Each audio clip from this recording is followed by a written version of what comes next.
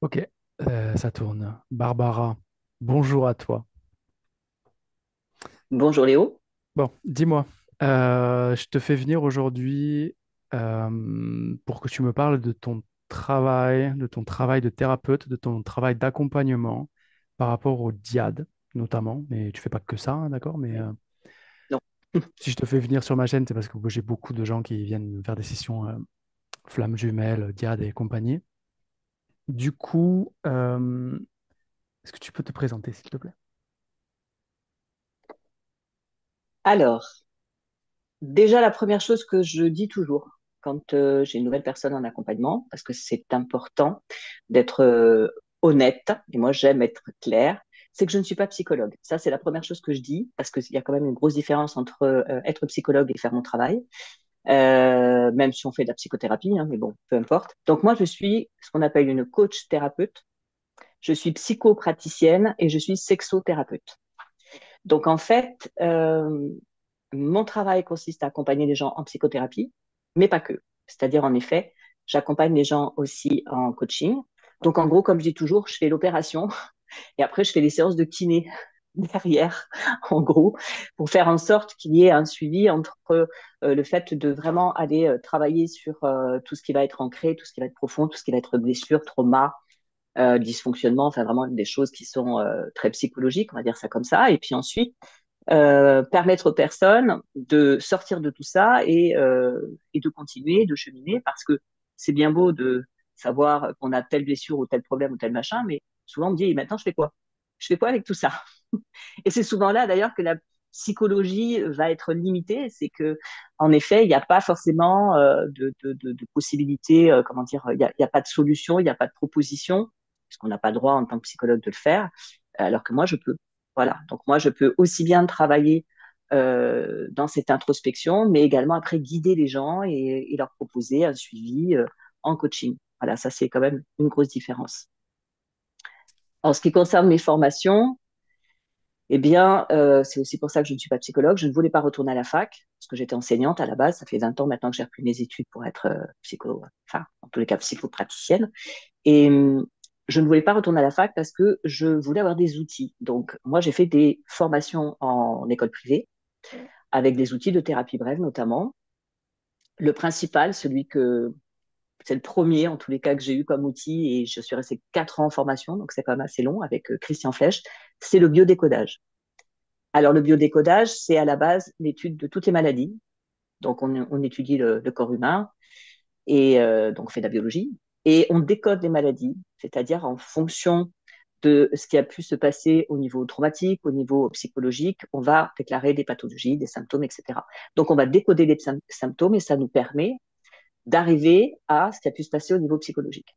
Donc, ça, c'est super intéressant parce que il y a beaucoup de personnes qui ne savent pas ce qui a pu leur arriver. Il peut y avoir de l'amnésie traumatique ou qui n'ont pas la conscience que ce qu'ils ont vécu, c'était grave. Sauf qu'avec un symptôme, bah, on peut se dire, ah, bah là, il y a quand même eu un petit souci à ce niveau-là.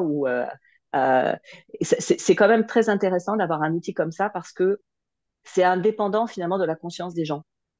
Et moi, grâce aux pathologies, bah, ça me permet d'avoir des pistes de travail extraordinaires. Donc ça, c'est ma base. J'ai fait également de la PNL et également de l'hypnose. Et puis donc, comme je disais, je suis également sexo. Voilà, ça c'est mes outils de base. Et puis après, j'ai des formations autres comme je suis conseillère en fleurs de bac, l'énéagramme aussi. Je travaille avec cet outil que j'adore, que j'ai revisité, que on va dire, développé. Voilà, et d'autres choses. Je vais pas sortir tout ce que je fais. Notamment, il y a pas longtemps, j'ai fait une formation en déprogrammation de mémoire cellulaire. Ça, c'est super intéressant. Donc voilà, pour donner un peu les outils. Et ça me permet d'accompagner des personnes d'abord en reconstruction de soi, parce que ça, c'est quand même ma base. Il y a 20 ans, j'étais spécialisée dès le départ dans l'accompagnement des victimes. Donc, je le suis toujours, mais je le fais un petit peu moins aujourd'hui. Et puis maintenant, dans l'éveil, dans le cheminement personnel, on va dire, euh, dans ce parcours que l'on peut avoir de soi à soi, de retour vers soi. Et c'est pareil, tous ces outils sont très utiles quand on travaille comme ça. Voilà, bon, j'essaie de faire succinct parce que je fais beaucoup de choses et la présentation va prendre 2 heures. Donc on va s'arrêter là. Alors, pourquoi je te fais venir? Parce que je fais pas, voilà, je fais pas venir les gens parler sur ma chaîne, mais je te fais venir parce que moi, je ne fais pas d'accompagnement. Euh, je fais des sessions d'hypnose régressive ésotérique avec la méthode que tout le monde peut voir en regardant les sessions, mais je ne fais pas d'accompagnement. Je ne suis pas thérapeute et ça, je ne serai pas thérapeute, je le dis là à tout le monde. Donc, au besoin, je peux orienter des personnes qui ont fait une session vers quelques psy que je connais. Par contre, je sais qu'il y a beaucoup de personnes qui regardent mes vidéos, là, mes petites capsules qui parlent des flammes jumelles. Alors toi, tu appelles ça le couple alchimique, je crois. Oui, Ceux qui s'intéressent à ce sujet, je pense qu'ils te connaissent. Parce que voilà, c'est tu, possible. voilà, tu en parleras peut-être si tu veux. Mais je te fais venir aujourd'hui, comment dire ça? Parce que j'ai envie de pouvoir créer des ponts vers des gens qui font des accompagnements, même Mm. si moi je n'en fais pas, mais avec des gens qui me semblent quand même, on va dire, relativement compétents, sérieux et honnêtes. Euh, Ben, merci non, mais voilà, pour cette confiance. qualité voilà, qu'on ne retrouve pas partout, on va dire, dans ce petit milieu du lien d'âme et de la flamme Mm. jumelerie. Donc, Ouais. euh, concernant, ça m'intéresse, tu vois, ce truc des pervers là, euh, Ah, oui. parce que il m'arrive régulièrement d'avoir des gens qui viennent en session d'hypnose et où on voit que l'énergie en face qui est captée, cette personne que la personne pense être une flamme jumelle, un runner, Mm. c'est très probablement du pervers, du manipulateur. Souvent, Mm. la personne, là, c'est souvent des femmes hein, qui viennent croyant qu'elles ont leur flamme jumelle et qu'on voit que c'est un pervers, elles réagissent très mal. Moi, je suis pas thérapeute, donc forcément, je conseille d'aller, voilà, c'est pour ça aussi que je te fais venir, parce que peut-être qu'il y a des personnes qui doutent, tu sais, qui se disent, je pense que c'est Et oui, ma flamme jumelle, mais on peut douter. quand On même, peut c'est douter, oui, bizarre bien les sûr. trucs qu'il me fait, nanani, nanana. Peut-être que ça peut être un Mm. pervers. Du coup, qu'est-ce que tu peux dire par rapport à ça? Si tu peux dire quelque chose d'ailleurs. Alors, oui, oui, oui, bien sûr, parce que ça aussi, ça fait maintenant, à l'heure actuelle, c'est le gros de mon travail. Et d'ailleurs, ce que j'ai compris, c'est que si quelque part je suis tombée dans cette marmite de, dans un premier temps, dans mon travail, d'accompagner des victimes de manipulateurs, parce que ça c'est pareil, je l'avais pas demandé. Hein. Moi, j'ai fait une formation d'abord en biodécodage. J'étais donc censée accompagner des personnes qui avaient des pathologies, les aider à en sortir. Je me suis pas dit, tiens, j'ai accompagné des victimes de manipulateurs. Pas du tout. Mais je suis tombée là-dedans, c'est-à-dire qu'en effet, pareil, là, j'ai eu que des personnes qui sont venues et qui vivaient ça, et qui avaient développé des pathologies par rapport à la manipulation. Bon, donc il a bien fallu que je développe cet accompagnement-là. Comme je connaissais déjà Christelle Petit-Colin et tous ses livres, etc., bon, ben voilà, je suis tombée là-dedans, on va dire. Et je me suis retrouvée à accompagner pratiquement que des victimes de manipulateurs. Donc j'ai, bien sûr, ça m'a permis de beaucoup mieux comprendre ce qui se tramait, ce qui se passait, et notamment de pouvoir différencier les différents manipulateurs. Donc j'écris là-dessus, c'est presque fini. Ça fait un petit moment que je ne suis pas remise, mais bon, un jour ou l'autre, j'arriverai à le publier, ce fameux livre. Mais donc, j'ai différencié différents manipulateurs et j'ai compris, en fait, ce qui se passait dans leur mode de fonctionnement et notamment dans leur comportement avec la victime. Donc ça fait partie vraiment de ce que je vais dire de façon un petit peu prétentieuse, mais quand même que je maîtrise. Et il se trouve que quand on débarque dans la diade et dans justement un parcours alchimique, eh bien, on va retrouver les mêmes choses. Donc, on peut se poser la question. Et puis, c'est normal même. Il vaut mieux se la poser hein, que pas se la poser et se faire embarquer avec un manipulateur. Donc, en effet, il y a énormément de similitudes. La fameuse lune de miel, le côté, la montée en puissance, c'est-à-dire qu'on sent qu'en effet, il se passe quelque chose, que ça va pas, que notre autre, il ne comprend plus, que je sais pas quoi, qu'est-ce qu'il fait, il s'éloigne, pourquoi, qu'est-ce que j'ai dit, pas fait, bon, bref. Et puis, à un moment donné, ça explose, séparation, on se comprend plus. Bon. Donc, il y a un espèce de cycle comme ça qu'on appelle le cycle de la violence et le cycle de la manipulation. On a un cycle qui ressemble totalement à ça, qui serait plutôt un cycle de l'évitement, je peux peut-être l'appeler comme ça. J'invente un truc dans les diades.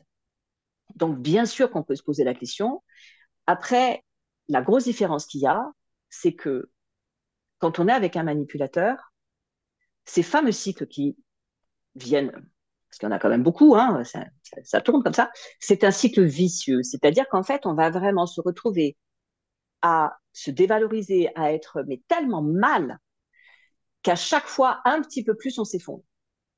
Il n'y a rien de positif là-dedans. Au contraire, hein, on se fait complètement laminer. Alors, c'est pas dire que dans, dans une diade ou dans un parcours LG, on se fait pas laminer. Mais par contre, la grosse différence, c'est que c'est un cercle vertueux. C'est-à-dire, à chaque fois, on en ressort grandi. Ça, c'est quand même une différence qui est énorme. C'est-à-dire, à chaque fois qu'on va vivre une épreuve ou une distanciation ou une séparation avec notre autre, on va comprendre certaines choses, on va guérir certaines choses, on va épurer, et après, on va être mieux. Et on va évoluer. Donc, on fait des deuils. Tout simplement, on fait des deuils. Et quand on se revoit, même si oui, on va retomber à nouveau, la lune de miel, le machin, vas-y, reprends-toi une baffe, t'as pas compris, bon, ok. Mais on, on va de mieux en mieux. La preuve, moi, ça fait maintenant 5 ans, je m'en suis pris quelques-unes des baffes. Je vais super méga bien. Et pourtant, j'étais avant avec des manipulateurs. J'étais pas dans cet état-là au bout de 5 ans, hein, je vous le dis. Hein. J'étais 15 ans avec un gros manipulateur. J'ai fini. De toute façon, il n'y a qu'à voir les photos. Hein. Les photos de moi il y a 15 ans derrière, je fais plus vieille qu'aujourd'hui. Donc, ça veut bien tout dire. Donc, la grosse différence qu'il va y avoir, c'est qu'en effet, la relation avec le manipulateur nous détruit au fur et à mesure. Donc, il n'y a aucune évolution. Ce n'est pas vrai. Après, attention, on peut évoluer dans le sens, une fois qu'on a fini cette relation toxique et qu'on fait une thérapie, qu'on comprend ce qui s'est passé et qu'on comprend même ce que ça nous a apporté, parce qu'on peut en tirer quand même quelque chose, heureusement pour nous, on va grandir. Mais pas pendant la relation. Ça, c'est non. Là, on s'effondre. Alors que dans un parcours alchimique, euh, à chaque fois, on passe une étape et on évolue et on avance et C'est on grandit. ce Donc voilà, moi, la grosse différence que je fais. ce que tu dis là, je rebondis dessus parce que c'est intéressant. Ce truc de sortir, tu vois, tu es avec un manipulateur ou avec quelque chose en tout cas qui est toxique et qui est en train de te ruiner là. Oui, tu peux d'une certaine façon en tirer bénéfice, quoi, te dire que. Mais après, Mais bien une après, fois que tu en es sorti, voilà, et voilà, c'est un peu c'est mon ça. cheval de bataille aussi dans mon discours, c'est garder à l'esprit qu'on est peut-être flamme jumelle avec quelqu'un qui en fait est un toxique, c'est impossible de sortir d'une relation. Ah non. Quand c'est pour ça que je parce que je dis ça parce qu'on me tombe dessus beaucoup pour ça, hein. En mode personne peut dire qui est flamme jumelle, qui est pas flamme jumelle. Si, on peut. Surtout quand c'est évident que c'est pas ça. Quand c'est de l'interférence, voilà. Donc les outils que j'utilise moi, c'est des outils ésotériques, on va dire. Donc Mm, qui permettent avant tout de voir quand vous n'êtes pas une diade ou quelque chose en tout cas qui est évolutif, mm, plus que, enfin, comment dire, le but principal de ce truc-là, c'est si vous n'êtes pas là-dedans, que vous êtes en train de vous détruire dans une interférence, dans un truc qui est vraiment négatif, quoi, ça va vous permettre déjà de comprendre que vous n'êtes pas flamme jumelle, d'en sortir et de pouvoir et oui. récupérer cette expérience-là qui vient de passer, comme tu dis, d'en faire un outil de développement, mais une fois qu'on en est sorti. Or, tant qu'on reste Mm. dans l'idée qu'on est flamme jumelle, que l'autre peut-être un jour, je sais pas quoi, ou qu'il revient, il repart et c'est un pervers, ça va juste vous. Non, c'est Non. hyper dangereux, ça. C'est destructeur. C'est complètement destructeur. Donc, en effet, il faut bien discerner ça.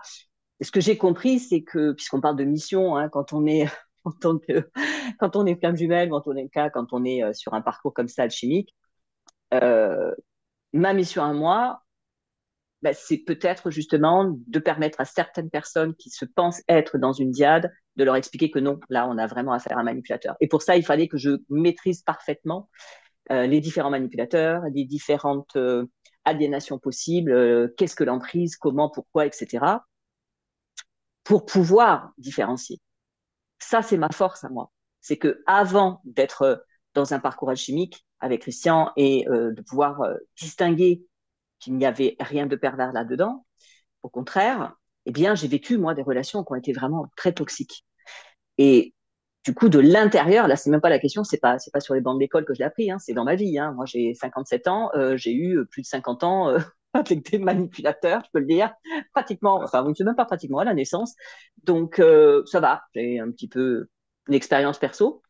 Et ça, c'est vrai qu'aujourd'hui, c'est une certaine force parce que au-delà de mon métier, au-delà des techniques, au-delà de mes connaissances, de mes formations, tout ce qu'on veut, j'ai surtout la formation de la vie et j'ai une connaissance personnelle et je peux faire la différence entre ce que j'ai vécu quand j'étais avec des manipulateurs, à quel point ça a pu me démolir, et ce que je vis avec Christian. Alors oui, ça me démolit aussi, il y a des fois c'est quand même très compliqué, mais je vois bien par contre mon évolution à moi personnelle. Et même comme je disais tout à l'heure, même physiquement. Moi, j'ai été très malade, j'ai eu une grosse maladie auto-immune, c'est ce qui m'a emmené aussi d'ailleurs vers le biodécodage. Je vais finir paralysée. Bon, aujourd'hui, je cours comme un lapin, tout va très bien, hein, merci. Et je me suis dégradée physiquement. J'ai eu des pathologies complètement dingues, je suis opérée des deux poumons, enfin, je veux dire, ça va, quoi, j'ai eu mon lot, hein. Et tout ça, c'était parce que justement, la manipulation vient nous bouffer. Alors, sur un parcours alchimique, on a aussi des douleurs, on peut avoir des coups durs, on peut tomber malade, mais c'est pour évoluer. C'est-à-dire, c'est la transformation de la chenille en papillon. C'est-à-dire, pour moi, à ce moment-là, on est dans la chrysalide, en fait. Dans une chrysalide, il y a tout qui se désagrège pour faire le papillon. Mais quand on est avec un manipulateur, ça se désagrège et ça finit désagrégé. Il n'y a pas de papillon derrière, il n'y a rien, il y a une flaque, on est par terre et puis c'est terminé, quoi. Donc, je pense que j'ai connu ça avant et que je me suis intéressée à ça et même professionnellement, c'est venu à moi pour pouvoir aujourd'hui faire ce distinguo-là. Et alors, je dis pas que je me trompe pas, hein, je suis pas infaillible, hein, mais de pouvoir dire, écoutez, là, je crois plutôt que c'est toxique et que c'est pas un lien qui va vous permettre d'évoluer. Parce que comme tu dis, il y a beaucoup de personnes qui se fourvoient. Et puis surtout aujourd'hui, il y a beaucoup de manipulateurs. J'ai encore eu le cas il n'y a pas longtemps d'une patiente là, euh, des manipulateurs qui entendent parler de ces histoires de flammes jumelles et alors dis donc, ils s'éclatent. Mais c'est trop bon de dire, tu comprends, je te fais du mal parce que je suis ta flamme jumelle, c'est pour appuyer sur tes blessures pour que tu guérisses. Ouais, bah non en fait, c'est pas du tout vrai. Et ça, c'est hyper dangereux. Parce qu'aujourd'hui, on en a fait tout un truc de cette histoire de flamme jumelle. Là je te rejoins, hein, la flamme jumellerie, comme tu dis. Et c'est très dangereux. C'est très, très dangereux. Donc, oui, être capable de distinguer qu'est-ce qui est de l'ordre de l'évolution et qu'est-ce qui est de l'ordre de l'involution et donc même de la destruction, ça me paraît important. Alors, on ne le fait pas de la même façon, toi et moi, mais bon, ça paraît important. Et c'est vrai que les gens, ils aiment pas, hein, quand tu leur dis non, non, non, ça pue, non, c'est pas bon, non, je ne crois pas que ça soit quelque chose qui soit forcément pour vous faire évoluer, mais c'est plutôt pour vous démolir. C'est vrai que les gens, ils aiment pas. Ils préfèrent penser qu'ils ont rencontré quelque chose d'extraordinaire, avec une histoire d'amour extraordinaire, euh, plutôt que se dire qu'ils sont victimes d'un manipulateur. Je reconnais, c'est vachement moins vendeur, quoi, hein, c'est moins sympa, hein. Mais pourtant, quand on tombe dans les griffes d'un manipulateur et qu'on continue de penser que c'est sa flamme jumelle ou je sais pas quoi, mais la seule chose qui va en ressortir, c'est que vous allez finir par terre, en fait. Et perdre pas mal d'années, et perdre la santé, et voir la raison. Et bon, donc c'est quand même bien de savoir si Il y a vraiment un c'est truc évolutif ou pas, quoi. qu'il est bien de rappeler sans arrêt, c'est que le lien de on va dire le lien de flamme jumelle, la diade en tout cas, Mm. euh, c'est une histoire d'amour réciproque, euh, que Ah les, oui. que les difficultés, que les souffrances, que les effondrements se font pour reformater les égos, pour reformater les personnages, pour réussir à créer un couple d'amour qui soit sain, parce que la réalité, c'est que Ah, tous les humains, en tant c'est ça.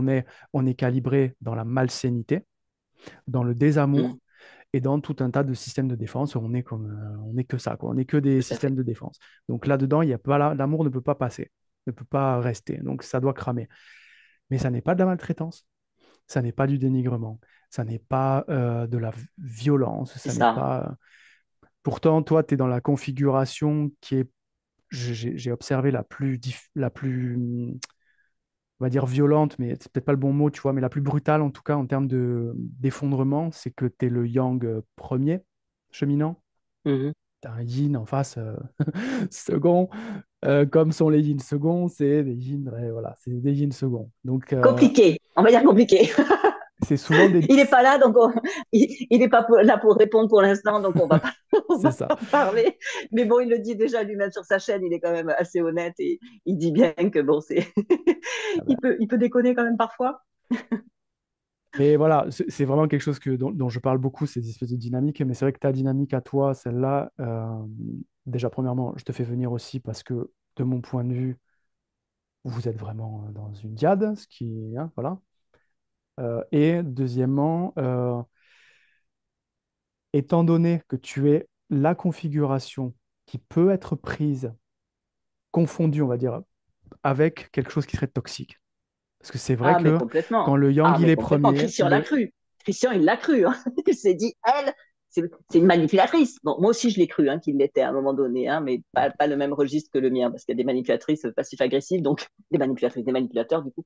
Mais oui, on peut le penser. Bien sûr qu'on peut le penser. c'est vrai que voilà, quand le yang il est premier, le yin second, il y a des gros affrontements. Mm. C'est des difficultés beaucoup plus importantes que quand le yin est premier et que le yang est second. C'est assez différent comme Ah oui. dynamique.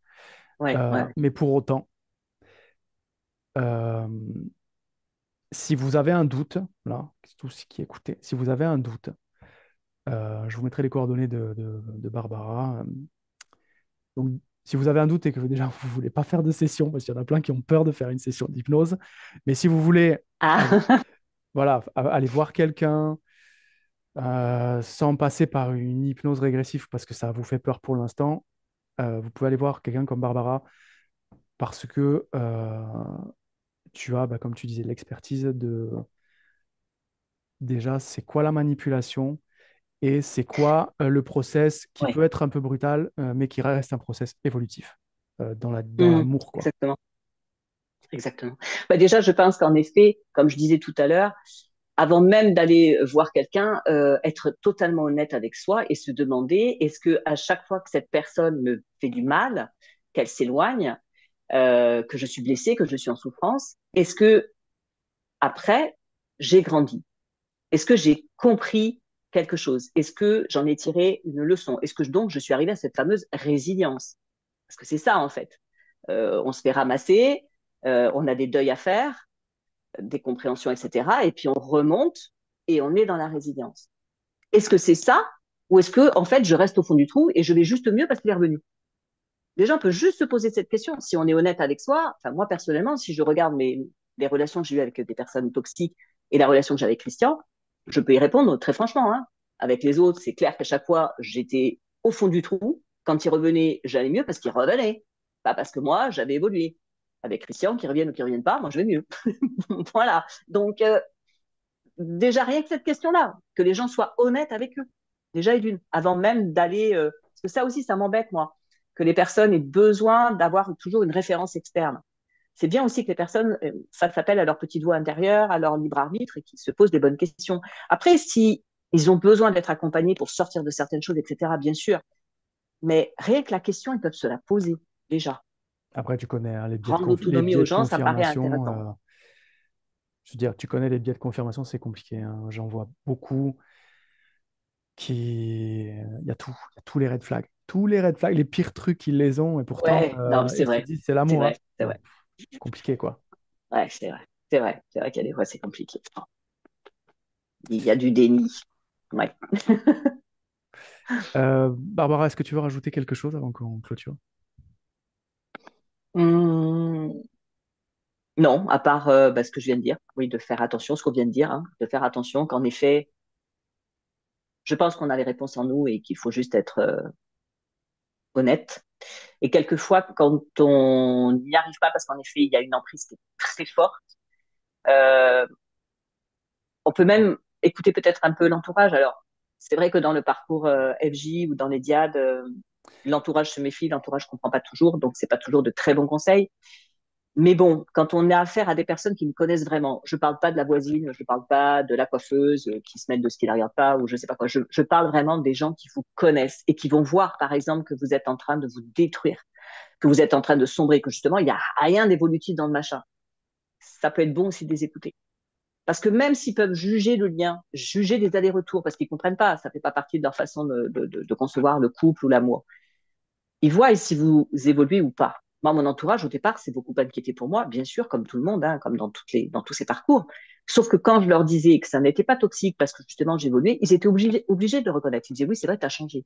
Oui, c'est vrai que quand même, cette rencontre te fait énormément changer. Ils étaient obligés de le reconnaître. Et c'est des personnes donc, qui me connaissent vraiment. Donc, on peut également quand même écouter un petit peu ce qui se dit autour de nous. Ça peut aussi être, on va dire, une confirmation. Bon, voilà. Je Mm. voudrais juste rajouter ça parce que je me suis rendu compte que très souvent, si les personnes avaient un petit peu plus écouté leur entourage, ils auraient été peut-être un petit peu moins manipulés, en fait. Voilà. Je pense que c'est peut-être les deux éléments. Peut-être écouter l'entourage quand ils sont vraiment alertés, qu'ils se rendent compte que Mhm. tu es en train de sombrer là et de Ouais, dépérir. Écouter peut-être l'entourage ouais. et revenir à cette notion fondamentale qui est la contradiction avec tout ce qui est dit, hein, mais tant pis, je le dis quand même, moi, que la diade de flammes jumelles, c'est avant tout l'amour réciproque.